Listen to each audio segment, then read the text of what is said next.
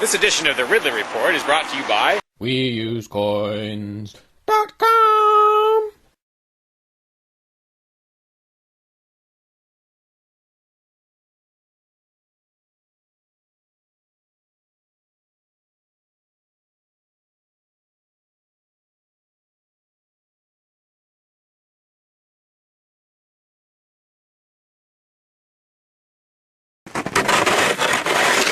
When I was out there a couple years ago, I tried to do a video, I got rid of some of the ice and did a little video about it, suggesting maybe that I shouldn't be the only one. I don't think anyone even paid any attention, unless I'm missing something.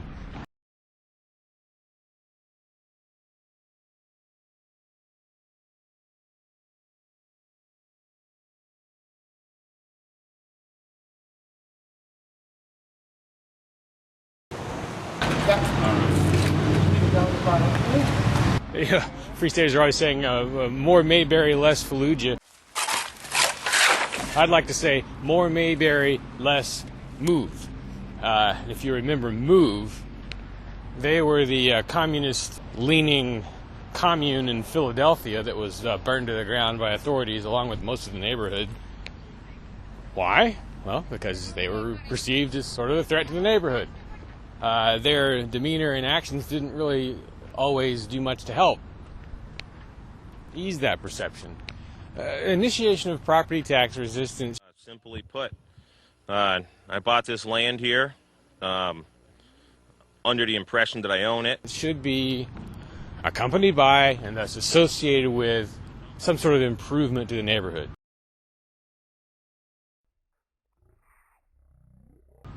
I mean, if you so much as sit on the porch at the CAC and have a conversation, there's a pretty good chance you're going to disturb some neighbors because they're that close. Imagine how much negativity there's going to be toward the CAC, toward Lien, as the place starts to become a real ground zero of some kind of property tax revolt. Because a lot of things will probably have to be done at or near the CAC to harden it in some way against the authorities. Once that 3-year mark is crossed and the place can be seized, there's going to have to be quite a few people there at all times so that when they come for it, the maximum stink can be raised. But again, it's in such a residential neighborhood that the stink is going to be a double-edged sword.